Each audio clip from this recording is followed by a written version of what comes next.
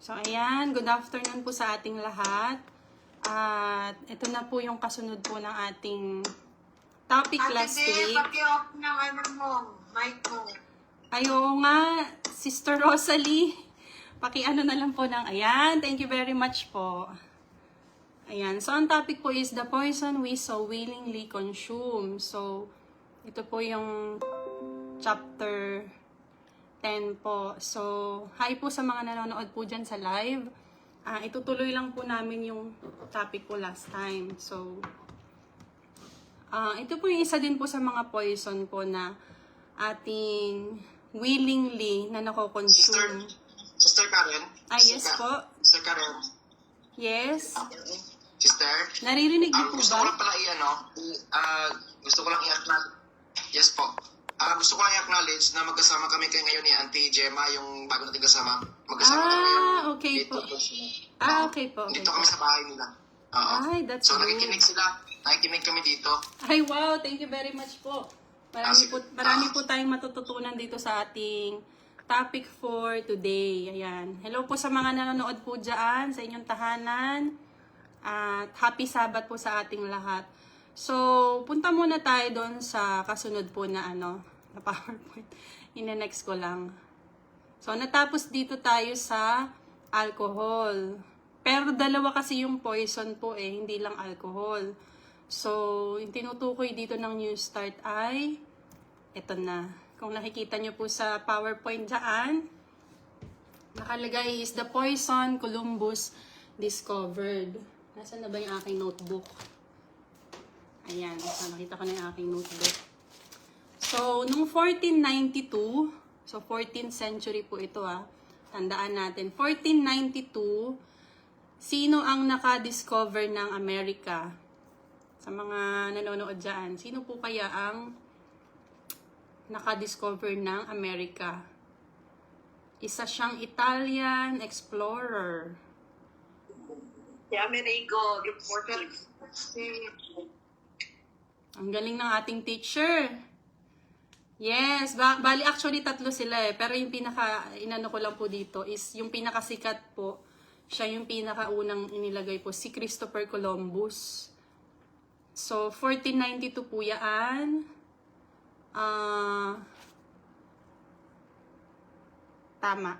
Christopher Columbus po. Then, 1507, yung kasama niya, si Amerigo Vespucci. Tama po ba, ma'am? Vespucci pala. Italian navigator. America was named after him. So, wag po tayong malilito. Kaya pala ang pangalan ng America ay dahil kay Amerigo. Noong 1507, sa kanya pinangalan yon. So, 1492, si Christopher Columbus, siya yung nakaano po ng Amerika. Kasi nauna siya 1492. Pero, kung saan pinangalan yon kay Amerigo po. Amerigo Vespucci po ang pangalan. So, ngayon, sa topic na ito, bakit natin nabanggit ito si Columbus? Kasi dahil mahilig siyang mag-explore. Mahilig siyang gumala sa iba't ibang lugar po. So, ngayon, dahil actually galing siya ng Italy. Tapos naglakbay siya ng Spain. Then ito na nga na-discover niya ngayon yung America. So pagdating niya doon, nakita niya yung mga natives o yung mga indigenous people, yung mga tao doon sa lugar na yun. Sila ay gumagamit na ng tobacco. Ngayon, ang ginawa ni Christopher Columbus, ginaya niya ngayon sila. So, ang ginawa niya, nag-smoking na rin siya gamit ang tobacco. O, nag-start na rin siya manigarilyo. So, ibig sabihin, kung titingnan po natin ang history, mas nauna po ang, nauna? Alak o sigarilyo? Ano po ang nauna? Nauna ang sigarilyo. I mean, yung alak kasi, yung alak po na na po yan, sumikat na po yung wine na yan, 16th century na Kasi nung panahon kasi ni Jesus po, hindi pa po uso ang fermentation. Wala pa pong chemistry nung time na yon. Alam niya ni Sister Shikai. Kasi kailan lang ba na-discover ang fermentation, yung paggawa ng mga alak. 16th century na po. Kaya yung mga pilosopo sa Bible, nasasabihin nila na si Jesus ay uminom na ng wine. Nung time po na yun ay wala pa pong fermentation ng alcohol. Kaya lahat ng wine nila noon ay healthy pa po. So, yun po ang pagkakasunod-sunod ng history. Wag po tayong malilito. So, nauna po ang sigarilyo or yung tobacco po. So, 1400s hanggang 1500s. Yan na po sumikat na yun. Dahil nga dito kay Columbus, inadapt niya lahat ng nakikita niya dun sa lugar na yon. So, from America, pumunta siya ng Spain, pumunta siya ng Paris, pumunta siya na kung saan-saan. Dala-dala niya yung tobacco. So, ngayon, nauso din siya doon sa mga lugar na yon. So, lahat din ng tao doon, nanigarilyo na sila. Kaya, dumami na po yung mga nagkakasakit. So, yan po. Kaya yan ang tinitle po dito sa topic ng ano po, The Poison We So Willingly Consumed. So, yan po yung history po natin. At kaya marami na po nagkakasakit ngayon kasi akala nila, porket nauso na nga, okay lang. So, ganyan po yun. Ganyan po ang mga nangyari noon. So, next na po tayo. The use of tobacco is closely linked to a host of diseases. Ayan. Happy Sabbath po, Tita Annie Biliaos, sa nanonood, at kay Crisel Joy, yan, ang aking cousin. So, para to dun sa mga naninigarilyo po actually, at dun sa mga umiinom ng alak, gusto po natin silang tulungan, kaya po tayo ngayon nagkakaroon ng health message. So, sabi dito, ang tobacco daw ay host ng lahat ng mga sakit, host of diseases, which have assumed epidemic proportion. So, pag sinabing epidemic, lahat po yan, kung saan-saang lugar po yan, bawat bansa, nagkakaroon po ng ganitong mga diseases dahil lamang sa tobacco. Sabi dito, how much does it cost us? So, magkano daw kaya ang nagagastos? So, sabi dito, Americans spend 14 billion pala. 14 billion every year on tobacco and another 12 billion on tobacco accessories. So, ibig sabihin, mas mahal ang paninigarilyo kaysa sa alak. Kasi yung sa alak po last week na topic natin ay 10 billion lang. Ay, hindi pala. Mas mahal pala doon kasi pounds eh. Mas mahal ang pounds kaysa sa dollars. Tama po ba, Pastor? Kasi kung 14 billion dollars to, American dollar, mas mahal pa rin ang pound. So, ibig sabihin is, mas malaki ang kikitain pala nila dun sa alcohol. So, ang nagagastos nila dito ay 12 billion sa tobacco accessories. Sa mga ano naman, ay 14 billion. So, grabe, ganyan po ang nagagastos po ng mga tao po. Kahit mga mahihirap po yan, mayayaman. Ganyan kalaki. Billion po. Kaya marami rin po talaga ang nagkakasakit. Sabi dito, add the cost of illness produced by this drug and the bill could easily exceed 100 billion every year. Grabe. Kaya kung magkakasakit pa kayo, tapos idadagdag nyo pa itong ano na to, bill, kung bawa na hospital kayo, ganyan, sabi nga dito, ay aabot pa ng 100 billion every year ang cost ng smoking. Kaya grabe po talaga. Actually, bigyan ko po kayo ng ano, history po. Yung aking husband po, hindi niya ito kinakahiya. Hindi rin namin tinatago kasi matagal na panahon na rin. Siguro, nagsalita kasi siya ng live is 2023. So, habang nag-new start lecture ako, bigla ako napaiyak kasi tumayo siya sa unahan. Sabi niya, yun nga, sabi niya kasi 23 years na daw siyang nagyoyosi. So, 23 years na siyang nag-smoking. Hindi niya daw talaga matanggal. So, lahat na po ng efforts and everything ginawa na po namin. Hindi talaga niya matanggal. So, nag-try siya mga ilang ano po yun, ilang months. Pero bumabalik pa rin po. Kaya kahapon, sabi ko sa kanya, i-print mo yung about doon sa ano, smoking. Sabi ko, i-print mo yan, tapos ipapakita ko sa kanila para makita niya kung ano yung mangyayari doon sa lungs. Mamaya po ipapakita ko sa inyo yung picture po. So, grabe po yung struggle namin dyan. Kasi ako po, asthmatic ako. So, pag asthmatic ka, syempre hindi ka pwedeng makaamoy ng smoking, di ba? Lalo na yung second-hand smoker. So, marami pong factors po yan. Siguro kaya din ako nagkasakit. Hindi ko po alam pero marami pong factors po. Hindi ko naman sinisisi na siya yung main reason, ganyan.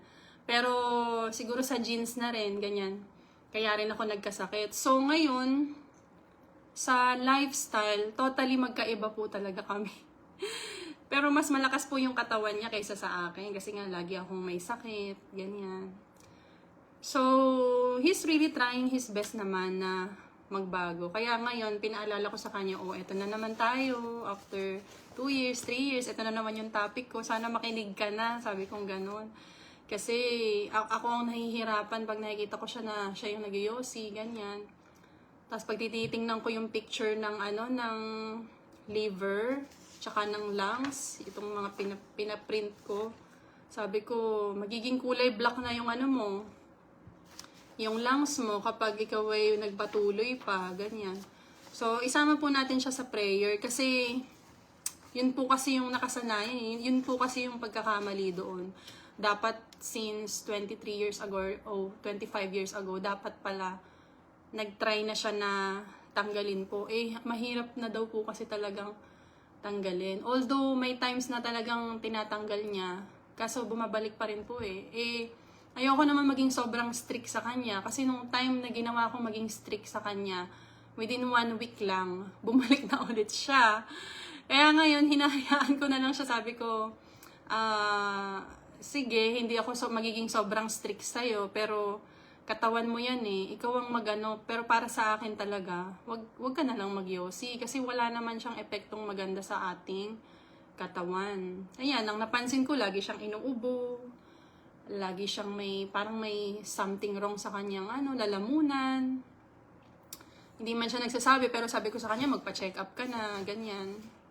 So, minsan binibigyan ko po siya ng lemon juice para hindi naman siya mahirapan sa kanyang throat, tsaka sa kanyang pag-uubo, ganyan po. So, yun lang naman ang nakikita ko. Pero lahat ng x-ray naman niya, sabi niya, okay naman daw. Pero I'm still doubting na hindi man sa ngayon, baka in the future. Kasi naiipon po yung toxin na yun sa katawan. So, sana one day, ma-realize niya kung ano po yung So, pinagpe-pray ko po yan palagi na sana siya ay magbagong buhay na about sa kanyang addiction. Yun kasi ang addiction niya yung smoking po. And hindi lang naman siya, siguro sa family niya rin po, mayroon din po mga yung kuya niya, basta mga ka-family members din po, mga kaibigan. So, actually, dito sa Australia, it's a trend Para siyang uso kasi to, so hype na hype siya, so lahat gagayahin. Ganun po yung mga nangyayari po Kaya ang hirap po talaga actually. So struggle po sa akin yun as a health lecturer na ang aking husband ay nagyoyosi po. So isama po natin siya sa ating prayers. Ayan. So next po tayo. Sabi dito ay alcohol is a single drug but tobacco is a cocktail of more than 7,000 different poisons. So, imagine niyo mas marami ka pang makukuhang sakit sa pag-smoking. Ayan. Hi po sa nanonood, Sister Leia Barrios Puentes. So, kapag daw tayo ay naninigarilyo, mas marami pa rin pong poison ang makukuha natin kaysa sa alcohol. The main ones are nicotine, coal tars, carbon monoxide, cyanide, furfural, and ammonia. So, lahat po yan ipinapasok natin sa ating katawan. So, napakahirap kasi akala lang natin dahil uso siya, gagawin natin. So, nagiging ano po siya, addiction po actually. At mahirap po siyang tanggalin. Kaya, hindi naman siyang pwedeng pilitin. Kasi kahit i-rehab or ano bang gagawin, cleansing, hindi ko sigurado kasi hindi pa niya natatry mag-cleansing eh. Pero sobrang hirap po talaga ng ano. Tsaka yun nga, minsan mainit ang ulo. Isa na rin po yun sa factors po. Kaya, mas magiging mahaba pa yung pasensya ko. Kasi, yun nga, hindi po talaga matanggal po. Pero he's really trying his best naman, sabi niya. So, tingnan niyo po sa picture na ito. Nakalagay dyan yung babae. Napakaganda niya noon. Sobrang ganda niya. Tapos nung nag-smoking siya, after 30 years, tingnan niyo po yung nangyari sa kanyang lalamunan. Nakita niyo po yung kanyang lalamunan? Nagkaroon na po ng butas dito. Sa gitna. Dahil dyan sa kanyang pag-smoking. O sa kanyang paninigarilyo. At nung nabasa ko po yung libro ng New Start, sobra-sobra po yung pagsisisi ng babaeng ito dahil siya ay naninigarilyo. Sabi niya, dati maganda ako, makinis ako, halos lahat daw nagugustuhan siya. Pero nung nag-smoking na siya, nanigarilyo na siya, nagmukha daw siyang matanda, tapos nag-dry yung skin niya, tapos ang dami niyang mga naging sakit-sakit. Tapos yun na nga, tinanggal na yung dito po sa kanyang throat ba ito? Sa may bandang neck po. Tinanggal na kasi nagkaroon na po siya ng cancer dyan. Kaya, gano'n na po yung ano niya. Kasi mangyayari dyan yung kanya pong ay lungs ay nagiging kulay black na. So, nahihirapan na po silang huminga. So, para makahinga siya, ayan, binutasan na yung kanyang neck po. Ayan. So, breathing in cancer. So, hirap na hirap silang huminga dahil dyan po sa lung cancer na iyan. The coal tars in tobacco are the main villains in the development of cancer in a smoker. So, ayun po, nangingitim po yung kanilang tawag ito, ngipin, nagkakaroon ng tartar or it's called coal tars. Tapos, ano nangyayari? The main villains in the development of cancer in a smoker is chief targets are the mucous membranes of the mouth, the gums, the larynx, the lungs, the stomach, and the bladder.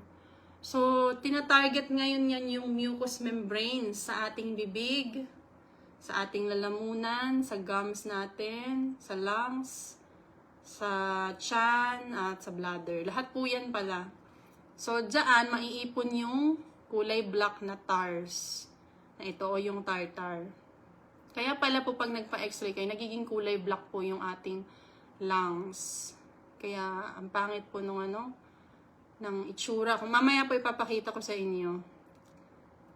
So, sabi dito, stop smoking, only the road needs tar. So, wag na daw po tayong manigarilyo kasi yung mga black tars na yan, o yung tartar na nakikita nyo po, dapat yan ay nasa kalsada lamang. Sa road lang daw. Kailangan kasi ng kalsada daw yun eh. Pero sa katawan natin, hindi natin yan kailangan kasi toxin yan. So, sabi dito, cancer of the lung is the most widespread of these. Each year, deaths from this disease in the United States alone, top 120,000. Grabe. Bawat taon po yan, ang namamatay po ay 120,000. Doon lamang sa US po yan So, 90% of lung cancer is caused by smoking cigarettes. So, lung cancer po yung makukuha natin. So, baka lumabas po to sa ating exam. So, lung cancer po ang makukuha natin pag tayo ay naninigarilyo. Kaya kung makikita nyo sa picture, tingnan nyo po yan. Marami pong namamatay dahil sa paninigarilyo. Pwedeng kapamilya natin, imbis na hahaba pa yung buhay nila, hindi na lang dahil sa paninigarilyo. Ayan po. So, yun yung picture na gusto kong pakita sa inyo. Ngayon, ipapakita ko rin yan dito sa live. Kasi, hindi nila nakikita sa, wala silang PowerPoint eh. So, ito po, kung titingnan nyo yung sa live. Ayan. So, kapag smoker ka, ganyan yung kulay ng iyong lungs. Kulay black siya na parang nasunog. Ganyan po. Pero kung healthy naman daw, ang iyong lungs, ganito siya. Parang kulay pink na nagiging white na parang red. Ganyan po. Sobrang malinis po siya. So, ang hirap pag ganito po, parang niluto yung lungs mo sa loob ng iyong katawan. Kapag ganyan po yung ating lungs. So, kapag tayo ay naninigarilyo. Actually, ang nagprint nito, yung husband ko na nag-smoking. Kasi gusto kong ipakita sa kanya na ano ang nangyayari sa loob ng yung lungs. Ano ang magiging kulay. Ano yung magiging epekto sa'yo. So, siya po nag-print nito kasi ang ano po kasi namin is sa printing company kasi kaya maganda po yung maganda yung ink. Kitang-kita talaga kung ano yung naka-print. So, ganyan po. Nakakaawa po talaga. Pero gusto ko talaga iparealize sa kanya na ganito ang mangyayari sa kanyang lungs. O dun sa mga naninigarilyo dyan, marami po akong kakilala. Hindi ko na i-mention. Mga close ko, mga hindi ko na, basta marami pong kakilala. Baka masaktan kasi pag inisa-isa. Basta kakilala po, ayan. So, nandito po ako ngayon sa live po. Kasi, baka po kasi walang nagsasabi sa inyo or nagsasaway sa inyo, sa family nyo, o sa kamag-anak nyo, sa community, sa church, o whatever. Baka kasi wala silang pakialam sa inyo. Kaya, ako kahit papaano, siguro, gusto ko magsaway. Kasi may pakialam ako kasi naranasan ko kasi magkasakit. Kaya alam ko yung pakiramdam. Kaya gusto ko makatulong kahit ganito lang. Kahit sa live lang. Mapagsabihan ko yung mga naninigarilyo o umiinom ng alak, ganyan. Kasi minsan, kaya po tayo nagkakaroon ng addiction na kagaya nito. Kasi pakiramdam natin, walang may pakialam sa atin. So, feeling natin walang nagmamahal, walang nagbibigay ng attention, walang nagbibigay ng sermon. Ano pa ba? Yung parang kasing, ang mundo natin ngayon, parang focus na lang lahat sa trabaho, sa business, sa pera. Parang gano'n na lang po kasi nangyayari. So, wala na po tayong pakialam dun sa mga nagkakasakit. Napansin ko yan kasi naranasan ko po kasi nga talaga. So ngayon, kung meron man sa inyo nagkakaroon ng addiction, lalo na po sa smoking, ganito, or sa alcohol, isipin po natin na ang ating katawan ay templo ng Diyos. So, gusto ba ni God na ganito ang magiging templo natin? Sinusunog natin at nandito pa lang tayo sa earth, sinusunog na natin yung loob ng ating katawan. So, ang gusto nga ni God i-preserve Sabi nga doon sa favorite verse ko na nakalagay sa Facebook is, you are beautifully and wonderfully made. So, bakit po natin sinisira ang ating katawan, ang ating kalusugan? So, grabe po. Sobra po akong nanghihinayang, pero kung kaya pa naman pong magawa ng paraan, kung may mga kakilala kayo na naninigarilyo, tingnan nyo lang po yung picture na ito. Hindi ko alam kung aabot pa to ng 100 years old, yung mga naninigarilyo. Pero yung sa kakilala ko po, at the age of 60, namatay na po siya dahil mahilig po siya manigarilyo. Ayan.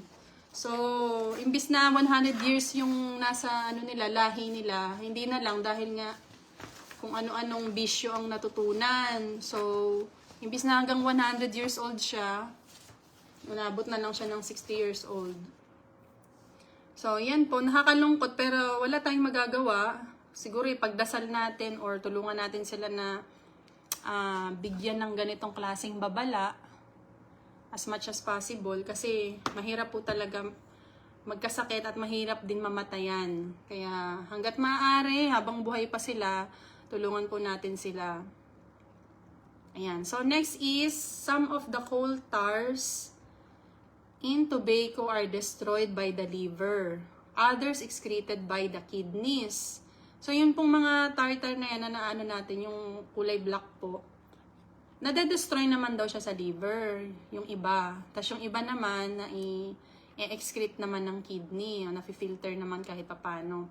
But the tars accumulate in the bladder, causing cancer there. So, nangyayari po ay, oo nga, nafi-filter siya ng, yung iba, nafi-filter ng kidney, tsaka ng liver, pero ang nangyayari po dyan ay, pagdating sa bladder, nagkukos na po siya ng cancer. Kaya marami rin pong nagkakaroon ng cancer sa bladder po. So, grabe po yung, ang dahil palang sakit na makukuha po dito sa sa paninigarilyo. Ayan. So, next is, if the smoker drinks large amounts of water, the tars can be flushed out, reducing the chance of bladder cancer. So, kung mahilig po siyang uminom ng tubig, mafa-flush naman daw po yung yung tars na yon, yung mga maiitim na yon. Mafa-flush out naman daw yon at kahit papano mare-reduce daw yung chance ng bladder cancer. Kaya lang, unfortunately, sabi dito, the smokers tend to drink less water than non-smokers. So, grabe kasi pag pala ikaw ay nag-i-smoking, hindi ka mahilig uminom ng tubig. So, ang nangyayari, hindi na-flush po yung mga coal tars. Ganun po ang nangyayari. Kaya, kung may kakilala tayo na naninigarilyo, lagi niyong sabihan na uminom ng tubig. Kaya yung husband ko, lagi kong inaabutan niya ng water. Lagi ko siyang nire-remind na, ito, uminom ka ng tubig, ganyan. Kaso, ang favorite niya kasi, yung may kulay. Ayaw niya yung water na yung transparent. So, ganun kasi dito sa Australia, parang hindi sila masyado sa water. Mas gusto nila yung mga may kulay po na drinks. Next, smokers have a better chance of survival if they go on a strong exercise program. So, dapat daw pala ay nag-exercise po sila. At dapat strong yung kanilang exercise program. Kasi kung hindi nga matatanggal yung mga tars na yun. So, magkakaroon sila ng chance na makasurvive kung lagi silang nag-exercise. Kaya yun po yung yung ating pinopromote na makagawa tayo ng videos po na nag-exercise. Kasi hindi nga lahat po ay talagang nag-exercise sa panahon ngayon. Kaya, mas nagde-decrease po ang lifespan ng mga tao. Kaya as much as possible, dapat po meron po tayong exercise. Lalabas tayo, magpapaaraw. Hindi lang pure vegetarian foods palagi lang ang ating pinaglalaban. Dapat nag-exercise din tayo po. Ayan. So, sabi dito, once a person gets into a physical fitness program, chances are he or she will quit smoking without being told to do so. Bakit kaya na kapag ang isang tao daw ay pumasok sa isang physical fitness program, ang mangyayari ay hindi na daw siya maninigarilyo. Kahit hindi na daw siya sabihan. Bakit kaya, mga kapatid? Kasi 'di ba pag naninigarilyo, hirap na hirap silang huminga. So ngayon, kapag sila ay mag-exercise, 'di ba ang hirap naman mag-jogging na hindi ka na nga makahinga, mag-jogging ka pa. So siguro maganda rin na sila, bigyan sila ng exercise na makakatulong sa kanila para hindi na mahirapan yung kanilang paghinga at marirealize nila na mas lalakas ang katawan ko kapag ako ay nag-exercise. So, sobrang busy niya exercise or kaka-sports, na wala na sa yung pagkahilig niya sa smoking. Hi, Brother Paulo del Rosario for watching. Happy Sabbath po. So, ganun po ang mangyayari. Kapag naging busy na kasi ang isang tao sa sports or exercise or physical fitness program, nawawala na yung addiction nila sa paninigarilyo. Nakafocus na lang sila doon sa Siyempre, gastos pa kasi yun eh. Ang mahal actually dito sa Australia po, napakamahal ng sigarilyo. Buti pa sa Pilipinas napakamura lang. Dito po sobrang mahal. Kaya marami po dito ang naninigarilyo na kahit hindi po mayaman, ang laki ng nagagastos nila sa paninigarilyo pa lang. Kasi mas expensive po talaga dito ang cigarettes. So sabi dito, another help for smokers is taking antioxidants. So kailangan daw pala, kung may kakilala kayo na naninigarilyo, tulungan nyo sila na kumain or mag-take ng antioxidants such as vitamin A, carotene, vitamin C, and vitamin E. Kung kaya naman nila mag-change sila ng lifestyle, mag-vegetarian sila or vegan, mas maganda para mas mabilis po yung kanilang TARS, mailabas po. Or yung suggestion ni Pastor Julius dati, yung cleansing, maganda yan sa mga naninigarilyo. Kaya plano ko po sana ngayon pag uwi namin ng Palawan, pagpunta dyan, i-cleansing siya kasi para mawala yung mga TARS sa kanyang katawan. So, ganun po. So, sabi dito, kailangan na daw talagang huminto sa pag-smoking. So, ano kaya yung mga paraan? Kasi minsan kahit anong sabi natin, matitigas po talaga ang ulo eh. Kasi, yun nga, para din siyang coffee na nagkaroon na po ng brain manipulation sa kanilang ulo. So, sa kanilang pag-iisip. Kaya, parang doon sila satisfied, doon sila stress-free, or mas peaceful ang mind nila kapag nagyoyosi sila. Ganun po yung epekto doon eh. Reverse psychology po. Kaya, pero hindi nila alam na unti-unti na po silang pinapatay or nagkakasakit na po sila. So, ang hirap po kasi pag wala na tayong lungs, sabi dito, no lungs na, paano pa tayo hihinga kung wala na tayong lungs? Yun yung nakaraan po, di ba, yung kapag wala tayong kidney, 800 glasses of water ang ating iinumin. E paano naman kaya kung wala na tayong lungs? Mabubuhay pa kaya tayo? Yun po ang question ko po. Ano pong sagot nyo dyan sa mga nanonood at sa mga nakikinig? Kapag tayo ay nagyoyosi at nagkasakit na tayo sa lung cancer at tinanggal na yung ating lungs, mabubuhay pa po ba tayo or hindi? Comment po kayo dyan. O ayan o, may mga nanonood dito na nurse. Mga nurse nursing students ba ito? Mga nurse. Ayan. Comment nyo po dyan or message nyo ako kung kapag wala na ba tayong lungs, mabubuhay pa tayo. Makakasagot niyan yung mga medical students. So anyways, pwede namang i-google. Parang meron naman yata akong nakita doon na nabuhay, pero gumamit lang yata ng machine. Pero anyways, ang tinutukoy ko rito, yung talagang tinanggal talaga yung lungs mo, makakahinga ka pa ba? So yun po yung question po. So sabi dito, when your kid tried to bike for the first time, kapag daw yung anak nyo ay nagsimulang magbisikleta, first time daw niya, ang sasabihin ay, "Hey Dad, kaya kong mag-drive ng bisikleta na na hindi ko hinahawakan yung manibela." He had learned perfect balance. So, ibig sabihin, pag ganon, yung anak nyo, natuto na agad siya na magbalanse. And could now ride even without holding the handlebars. So, kahit hindi na niya hawak yung handlebars, ay kaya na niyang i-balance yung kanyang pagbibisikleta.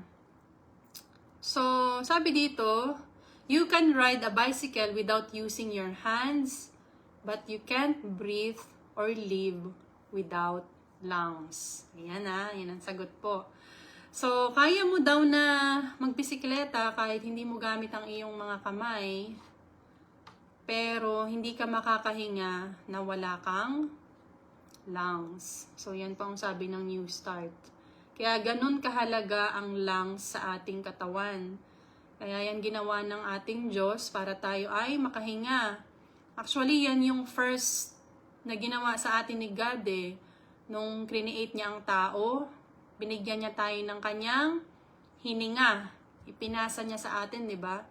So, kung wala tayong lungs, hindi tayo makakahinga. Kaya nga daw po yung yung mga tawag dito, yung mga baby pag pinanganak, yung unang yung unang hinga nila, may tawag po doon eh. Yung unang hinga tuloy, yung unang iyak nila, parang sinasabi nilang Yahweh. Kasi si God nga yung nagbigay sa kanila ng hininga. Tapos pag namatay naman ng isang tao, actually nakita ko to kasi nung namatay yung lola ko, naghihingalo. Ako lang mag-isa sa loob ng kwarto. Magkasama kami kasi kumakanta kami ng mga hymnal songs. Tapos hirap na hirap siyang huminga. Hindi ko na alam kung anong gagawin ko. Kung isi-CPR ko ba, kung lahat na ng gamot nilabas ko. Pero pag nandun ka na pala sa ganong sitwasyon, makakalimutan mo na yung mga dapat mong gawin. Natataranta ako pero kumakanta ako. Ganon. Tapos nagpe-pray. Sabay-sabay yung ginagawa ko. Tapos tinatawag ko yung tito ko. Kaya lang nanonood kasi ng TV. Tapos siguro akala niya kasi okay pa si Lola. Kaya nung una parang hinayaan niya muna. Tapos yung pangalawang tawag ko, hindi ko alam, naghihingalo na pala si Lola. Kaya tsaka lang siya tumayo. Then, yun na, nung tinatry na namin siyang i-revive. Grabe. Alam niyo yung huling narinig ko, yung paghinga niya, yung parang may tumunog sa kanyang sa kanyang lalamunan. Basta may, yung word din is parang Yahweh. Parang ganun po. Deep breathing po yung narinig ko. Tapos yung mga baby, pag pinapanganak, di ba ganun din? Parang unang iyak nila, maririnig mo Yahweh. So, meaning to say, ganun po ang pagkakagawa sa atin ng Diyos. Na mula nang tayo ay pinanganak, hanggang sa tayo ay mamatay, ano pong nangyayari? Parang may signature sa atin ang Diyos sa ating buhay. So, mula pagkabuhay at pagkamatay natin, nababanggit natin ang pangalan ng Diyos Ama. Ayan. So, napakaganda nitong na ito. Kaya, napakahalaga po na meron tayong lungs. Kaya, kailangan po natin itong ingatan. So, next po ay, John was a patient in his late 30s. So, ito po yung ating next subject. Si John daw ay pasyente nung siya ay mga siguro 30 years old pataas. He had an athletic build. So, maganda daw yung pangangatawan niya. Athletic daw. Was 5 feet 10. So, matangkad dito si John 5 feet, 5'10 ang kanyang height. At ang kanyang timbang ay 170 pounds. That is what he was like 5 years ago. So, ganun daw ang kanyang itsura, tsaka yung kanyang bigat or timbang 5 years ago when he was a top-notch athlete. So, siya po yung pinaka kumbaga top-notch siya na athlete Let's say top 1 siya or top 5. Ganyan po yung itsura niya kung makikita niyo po sa PowerPoint. Talagang athletic yung kanyang build. Kaya lang, siya daw pala ay heavy smoker. So, grabe daw pala ito pag nanigarilyo siya, heavy smoker, kulang sa kanya ang 2 pakete sa isang araw. So, sabi dito ay consuming on average of 2 packs a day.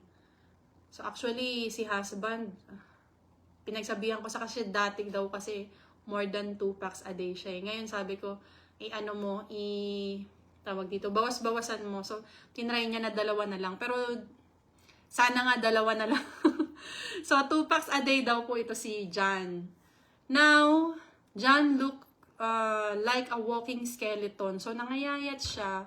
Nagmukha daw siyang skeleton dahil sa kanyang paninigarilyo. He was almost 2 inches shorter.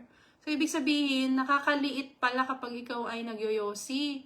Nabawasan siya ng 2 inches. And weighed 118 pounds. So, yung kanina, 5 years ago, siya ay 170 pounds.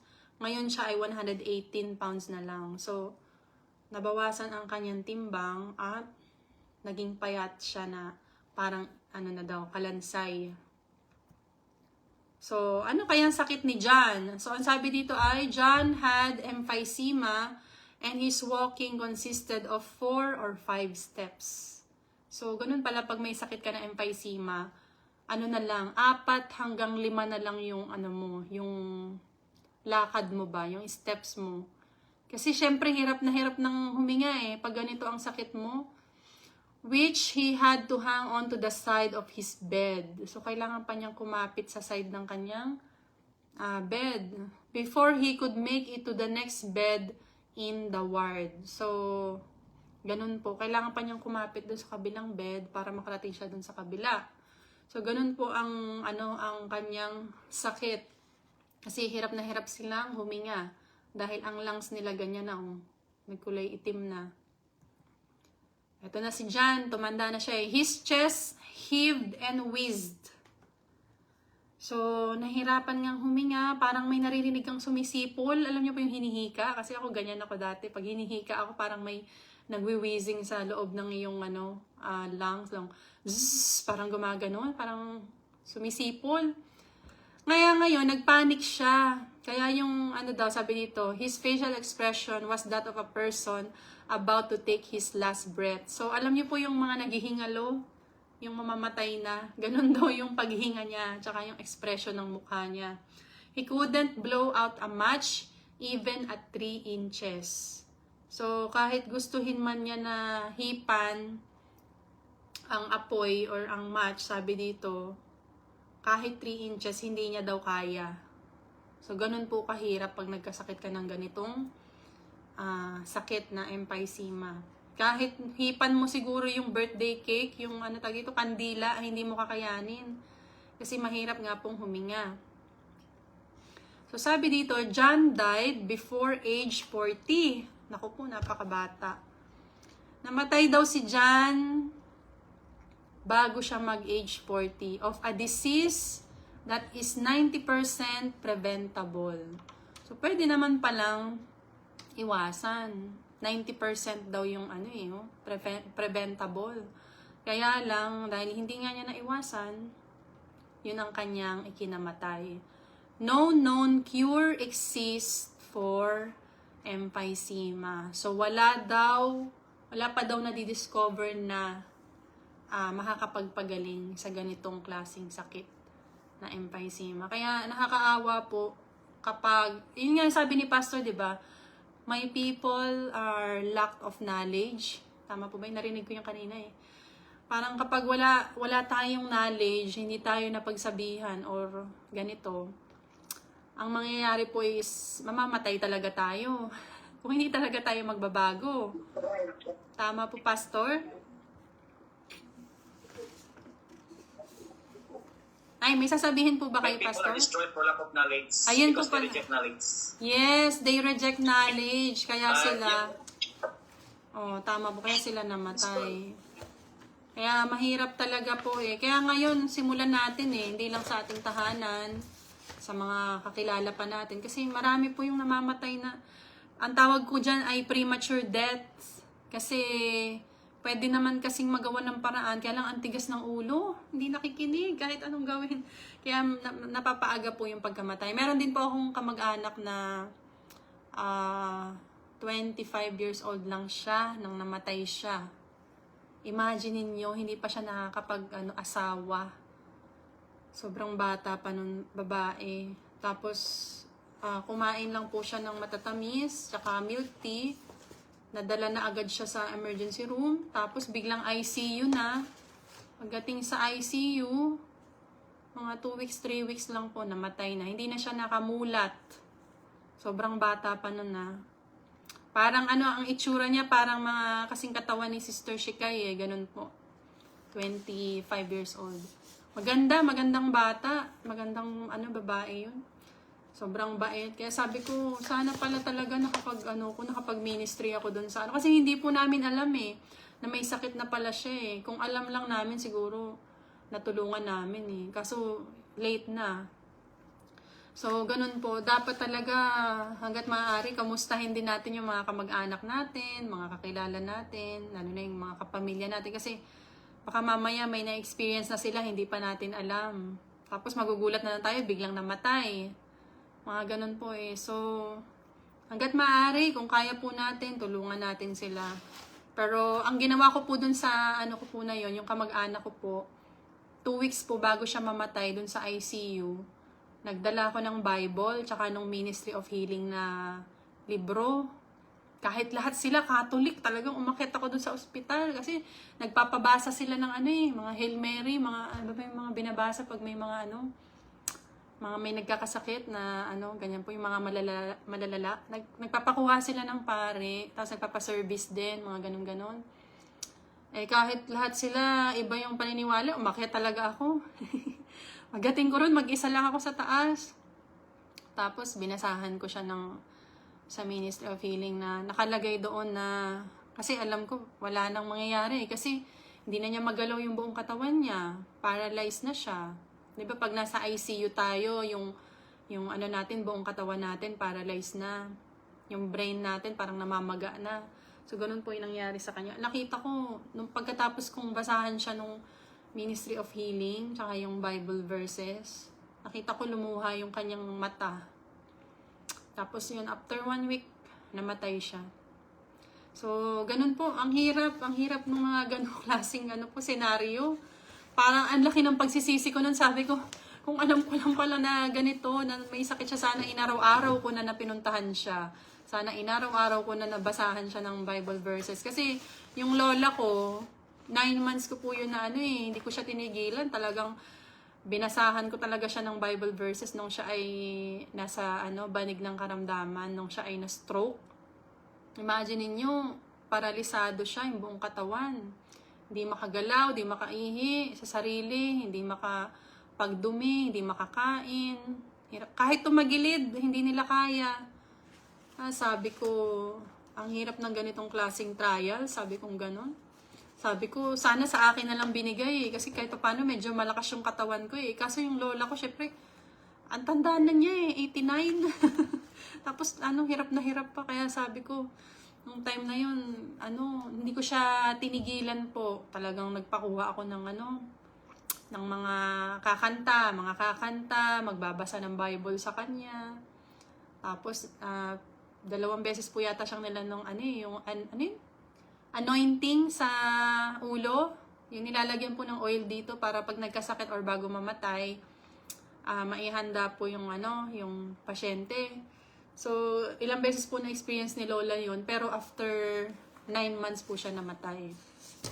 So, mahirap mga kapatid, mamatayan. Kaya tayo ngayon ay nag-health lecture kasi kung kaya pa natin. Kasi sabi doon sa sulat ni Sister White na hanggat maaari talaga, tulungan natin or i-educate na natin ang mga kakilala natin or kahit hindi natin kakilala, i-educate natin kasi ang gagawin kasi ni Satan, mas gugustuhin niya na mamatay na agad para hindi makahingi ng tawad.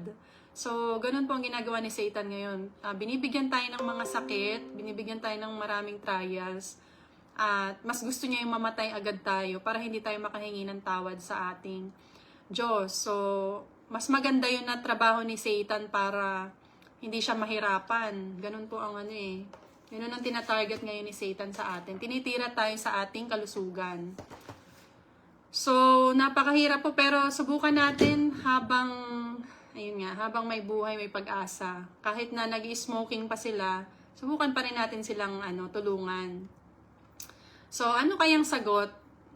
Wala daw kasing sabi dito ay wala daw sagot na cure sa smoking. So, paano daw natin maiiwasan ang pag-smoking? So, ang sagot dito ay, the real answer is to stop smoking immediately. So, yun lamang daw po ang gamot sa paninigarilyo. Ang pinakagamot lang ay huminto.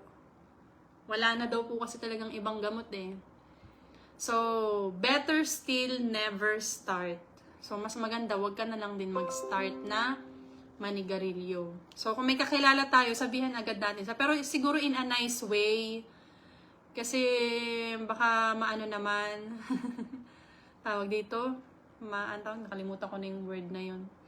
Baka po mabigla. Kasi sabi ni Sister White, wag daw nating bibiglain ang isang tao na magbago. Lalo na yung pagdating sa vegetarianism or sa mga ganitong klaseng addiction, wag daw bibiglain. Kasi mangyayari dyan is either lalayo sila agad sa'yo or hindi na sila makikinig sa'yo. So, dapat daw ay, yun nga, gradual lang. Wag masyadong, nakakapanakit naman masyado. Ganun daw po. So, if you are a smoker, Quitting smoking is the most important step you can take to improve your health and live longer. So kung tayo daw ay naninigarilyo or may kakilala tayo, ang quitting daw or yung alisin na natin yung paninigarilyo or mag-quit na tayo, matagal ng quit. Yung huminto na tayo sa paninigarilyo, yun daw ang sagot para, yun daw yung gamot para hindi na tayo magkasakit. So, to improve your health and live longer. So, mas haba ang buhay natin kung ihinto na natin yung paninigarilyo. So, yun nga, God is so good. At binigyan tayo ng mga ganitong klaseng lessons na kailangan nating i-share sa ating kapwa para humaba pa ang kanilang buhay. So, sabi dito sa last po na slide, 1 Corinthians 6:19 to 20. Do you not know that your bodies are temples of the Holy Spirit who is in you, whom you have received from God? You are not your own, you were bought at a price. Therefore, honor God with your bodies. So, yun nga, ang ating katawan daw ay templo ng Diyos. Kaya dapat ay ating ingatan. Kaya, sa pamamagitan ng pag-iingat natin sa ating katawan o sa ating kalusugan, ay ino-honor daw natin at gino-glorify si God. So, yun lamang po ang ating study ngayong habong ito. Kung meron po kayong questions regarding smoking, you are free to ask questions na po. Meron po bang questions po? Hi kay Brother Alex De Leon na nanonood. Happy Sabbath and God is so good. Yan po ang kanyang sinabi. May questions po ba kayo, Pastor? Sa nanonood dyan? At sa mga nakikinig regarding sa smoking?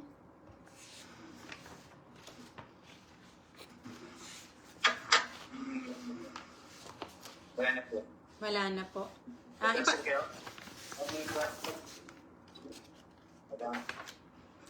na po.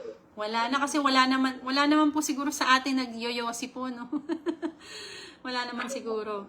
Pero ang gusto ko lang din po sabihin, kahit hindi po tayo nagyoyosi or hindi tayo naninigarilyo, tayo po ay biktima ng yung second hand smoking. Mas higit po ang sakit na makukuha natin kapag tayo ay nakakaamoy ng mga naninigarilyo. Kaya kung may kapitbahay tayo, kamag-anak na naninigarilyo sa tabi natin, pwede po yun mag-cause ng ating sakit din po. Kaya hanggat maaari ay i-lecturean na natin sila.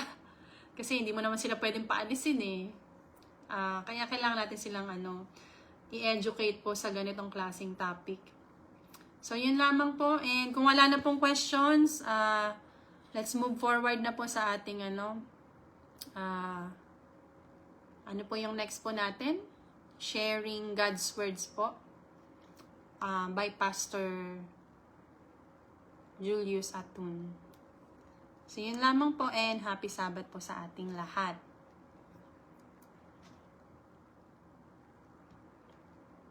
Okay, sunod po natin ang music offering ni Okay po, itong kay March ang gagamitin ko yung off-topic.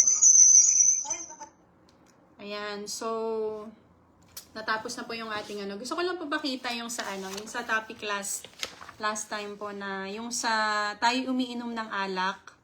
So nakalagay dito yung sa healthy liver, ganyan po yung itsura. At yung kung tayo umiinom ng alak po or ng alcohol, ganyan po yung magiging itsura natin, ang ating liver.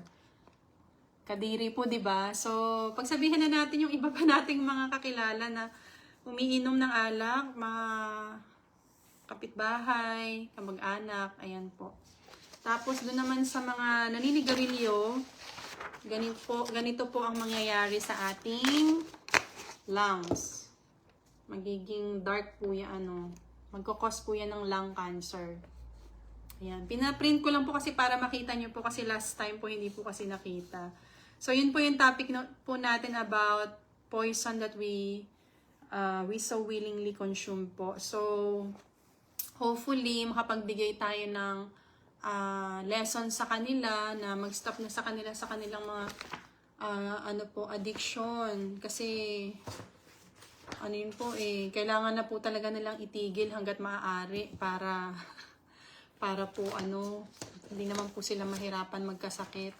Para humaba pa po ang kanilang buhay. So, yun lamang po. Happy Sabbath po sa ating lahat. Nawa marami pong natutunan dito sa ating health message. And hopefully lahat po tayo ay maging malakas ang katawan at maging malakas po ang ating faith kay God. Yun lamang po and bye-bye po. Happy Sabbath. Ingat po sa ating lahat. God bless po.